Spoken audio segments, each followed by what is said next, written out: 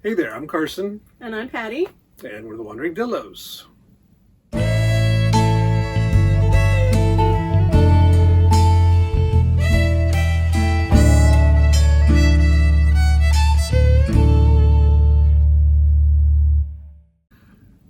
So if you're just joining us, we've completed last summer a big road trip from Central Florida to Alaska and back. It took about 7 weeks. It's about 14,000 miles.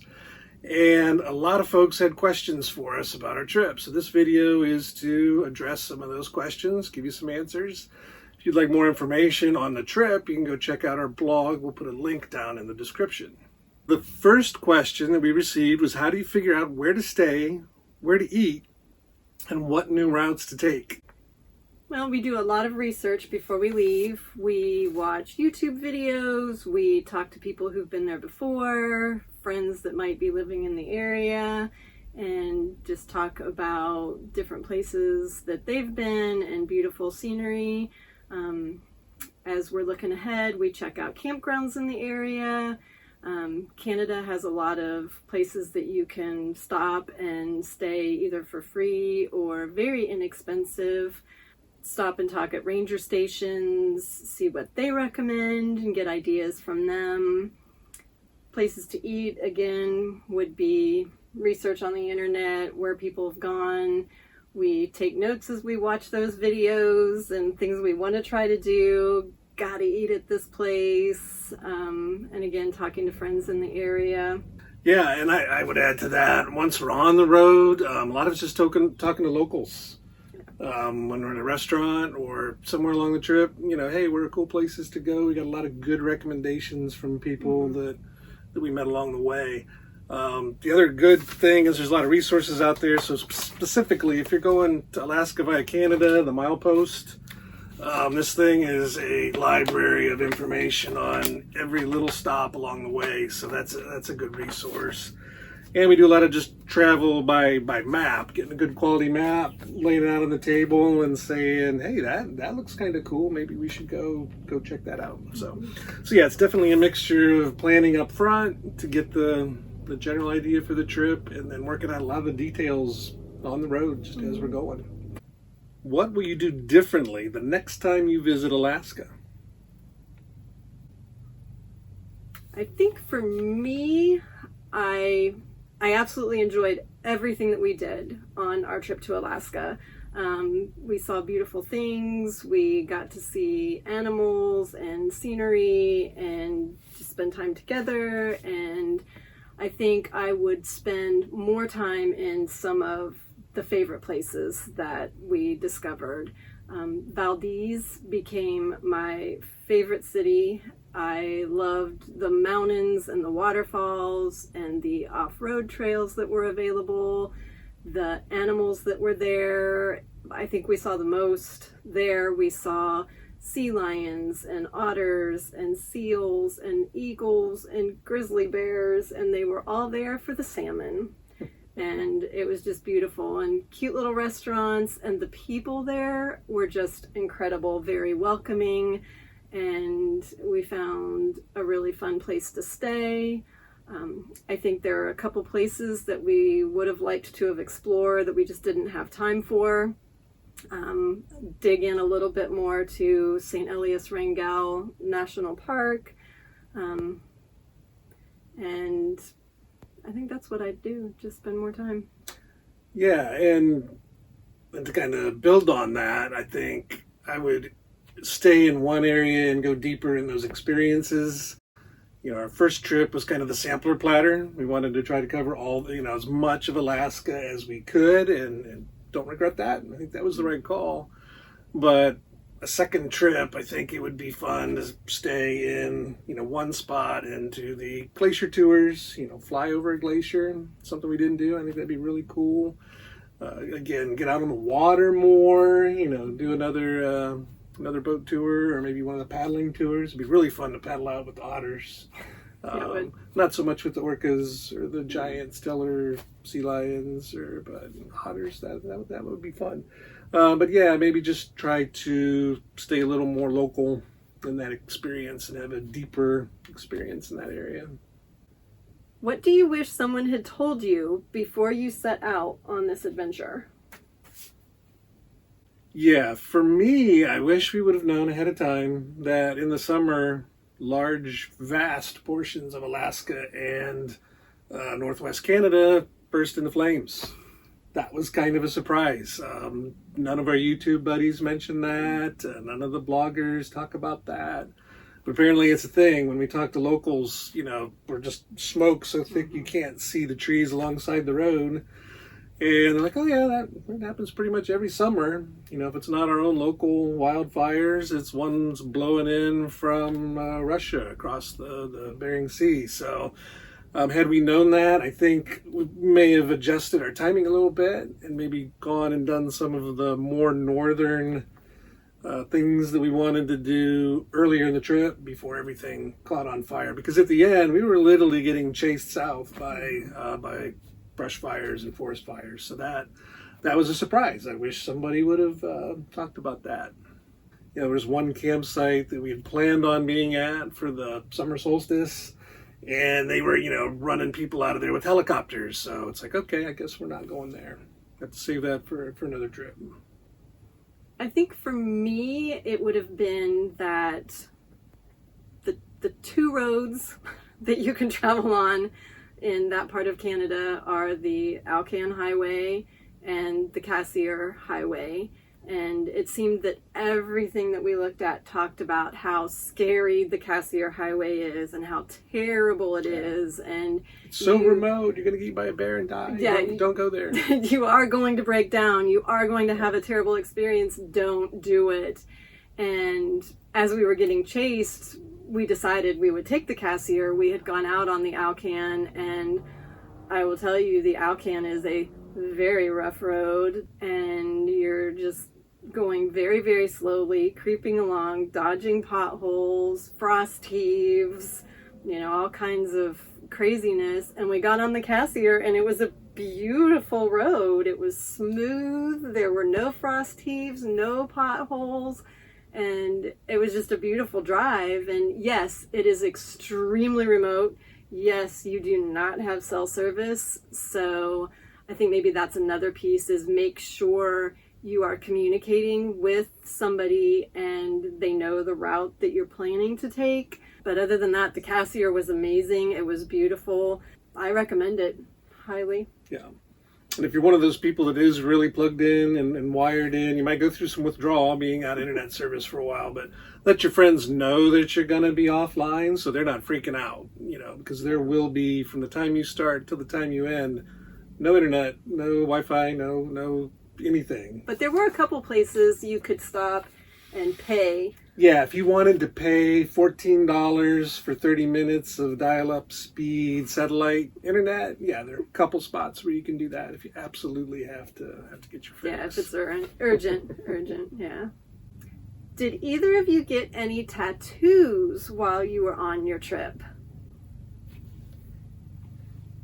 No. Nope. No tattoos. No. What was the one item that you were most thankful that you brought, and one item that you got along the way that made everything better? So I think I can speak for both of us when I say the thing we were most thankful that we brought along was our screened-in room that we can attach underneath the awning on the Jeep. 100%. Because without that, the mosquitoes would have literally probably drained us dry. I mean, we were in places where you would just roll in and you would just be in clouds of mosquitoes. And that provided us a very small but effective shelter that we could get into, set up our chairs, cook if we needed to. And without that, I don't know. There are parts where we probably would have just said, okay, let's go see if we can find a hotel, even if the next hotel is 400 miles away, because we're not doing this. So we cannot stay outside. Yeah, so I think the screen room was definitely our MVP as far as the things that we took with us on the front end. Yeah, I would definitely agree. So one thing we bought or found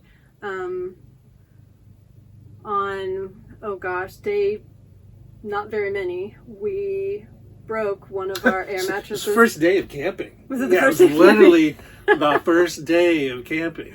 The valve popped off of our auto inflate one of them mattresses, and so we went and found a new one, and then just a couple campsites later the second one went.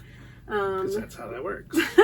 So we stopped at a outdoor goods store and checked out all the air mattresses, and we found one that was double wide, so we only had to deal with one air mattress, and you inflate it using the storage bag that it comes in to go. So I think that's my new favorite camping item. Yep, very made it much more comfortable and a lot less hassle. A lot less hassle. What surprised you most on your journey? I'm gonna go with the scenery. I mean, when you're going into it, that's why one of the reasons you go to Alaska, right, is the scenery. But really nothing that we had seen in the lower 48 in our travels around the country could hold a candle to the experience. Both Alaska and the Canadian Rockies. I mean, the drive through the Icefields Parkway in the Canadian Rockies, number one most beautiful drive I've ever been in. Around every corner you think, oh, it can't possibly get any prettier than this, and you go around the next corner and you go, oh wow, wow. Oh, wow. And it's literally melt your eyeballs beautiful is what I tell people. It just burns into your brain how scenic it is.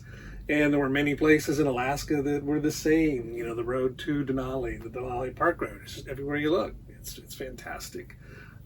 So it's kind of odd because we were going for the scenery, but was surprised at just how stunning and mind blowing the scenery really was. Yeah. Yeah, I would totally agree. I think for me the surprise was the people, just the genuine kindness and concern for each other.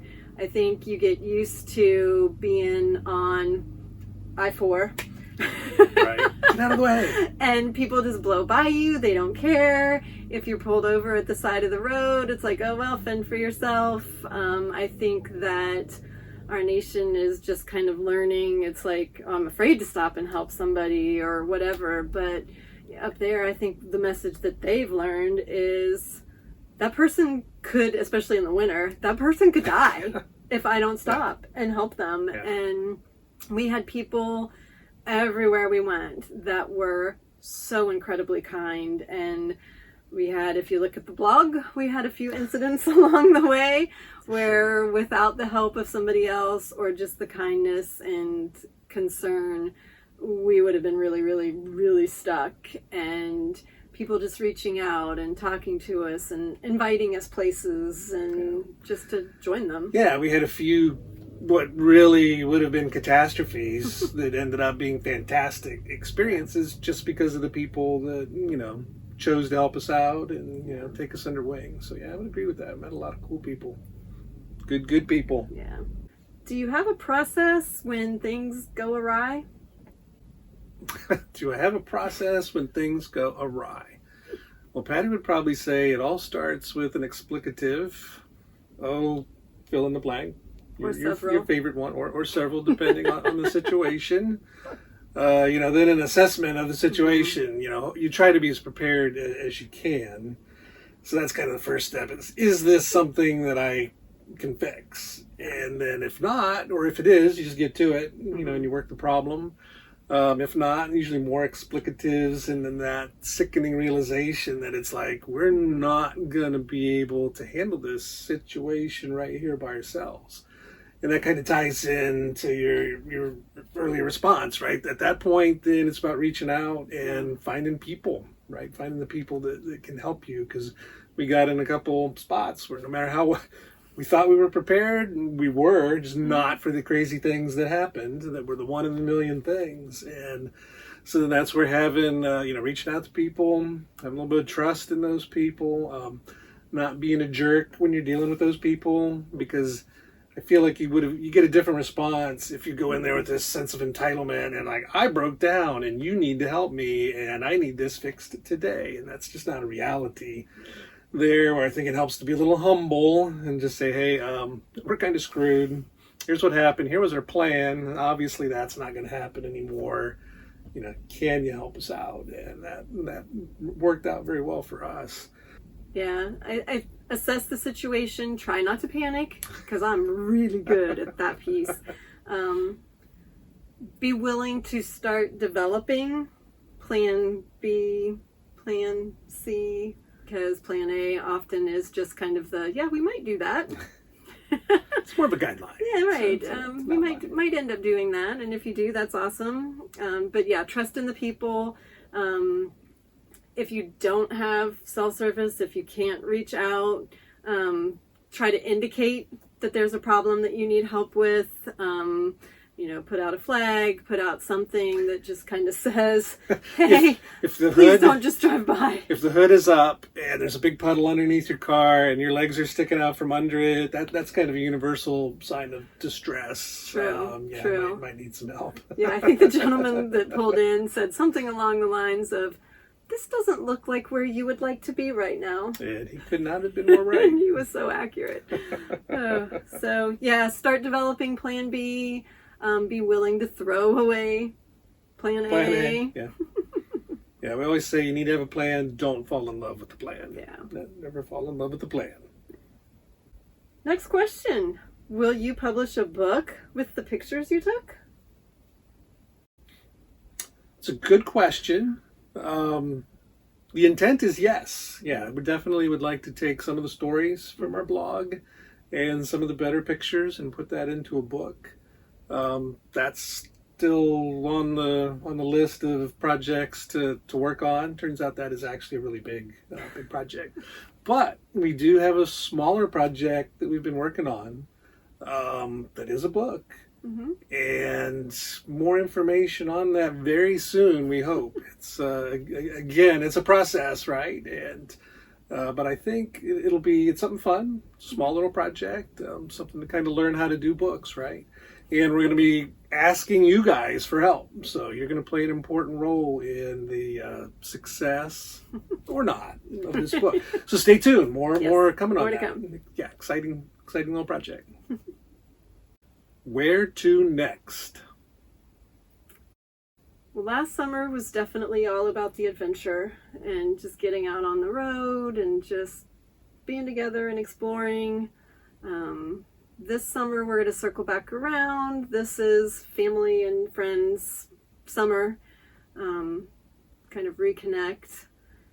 But definitely we'll get back out on the road. Stay tuned. Yeah, and the reconnection is important because you take you take a block of time that big out, you miss things. Mm-hmm. You miss some of the family gatherings and celebrations and things, and you do start to feel a little disconnected. So I think it's going to be fun and important to spend a little bit of time to reconnect. But yeah, we do have some smaller adventures that we're in the pre-planning phases on. So yes, stay tuned for more information on those. We're doing the research, drawing the circles. Yeah, plan A. So we'll see what plan B or plan next ends up looking like. Yep. The Wandering Dillos will be on the road. All right. Well, thank you for tuning in. Check out the blog for more details on our adventures, and we'll look for you on the road.